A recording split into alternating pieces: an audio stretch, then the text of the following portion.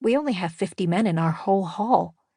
The king has brought enough seasoned warriors to take our hall and add our kingdom to his as easily as a spare coin to his purse.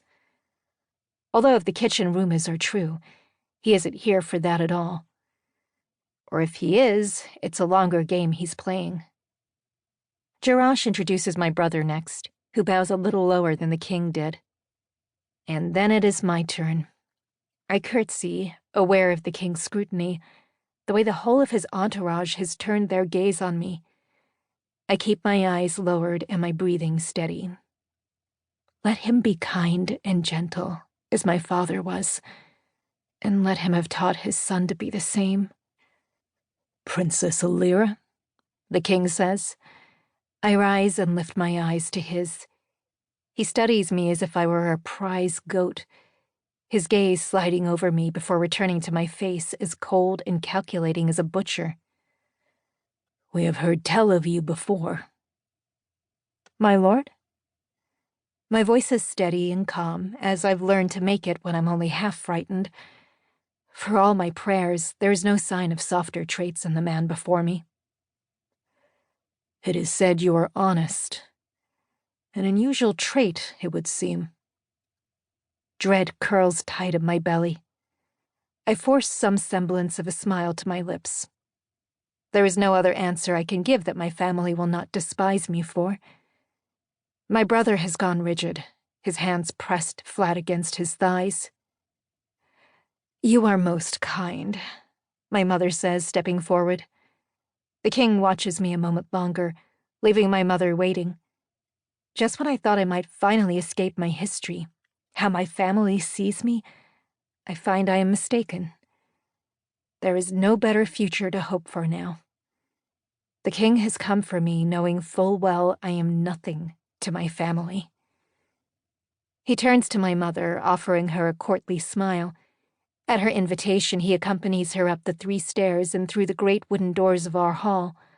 My brother and I trail behind him, a mix of our nobles and the king's entourage on our heels. Honest Alyrra, my brother mocks, his voice loud enough for those nearest us to hear. What a very clever, sophisticated princess you must be. I continue on as if I did not hear. It is going to be a long week watching my back and hiding around corners. With so many guests, the wine and ale will flow freely, which will only make things worse. Even so, it is not my brother's ire that fills my thoughts as I walk, but what the king intends in his visit, and why. I manage to slip away when the king retires to his rooms to refresh himself after the ceremonial welcome gifts have been exchanged and light refreshments consumed. He will meet with my mother, brother, and their council of lords before dinner. Even though it's unlikely my brother will come after me at once, I take no chances, seeking out one of the few places he would never stoop to check. The kitchen is caught firmly in the throes of preparation for tonight's feast. Cook shouts orders as she spices a pot. Dara, Ketsi, and 3 other serving girls hustle to keep up with the chopping, slicing, and gutting. A soldier attempts to knead dough by squishing it between his fingers, and poor little Anno, who only gets pulled into the kitchen in dire emergencies, struggles valiantly to tie the roast to a spit. Give me that, I tell the soldier, rescuing the dough from him. You help Anno with the goat. He throws me a grateful glance and joins Anno by the fire. Ketsi perches on a bench beside me, peeling carrots. What are they like? I ask, glancing at her. She may be just barely out of her childhood, but she understands at once. Polite.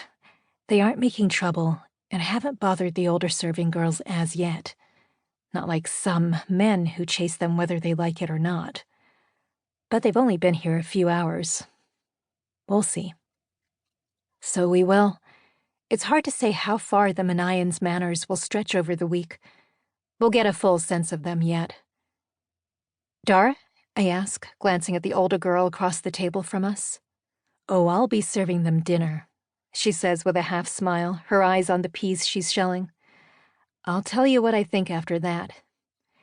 Anything in particular you want me to pay attention to? How many speak our language? I say, flipping the dough over and starting to...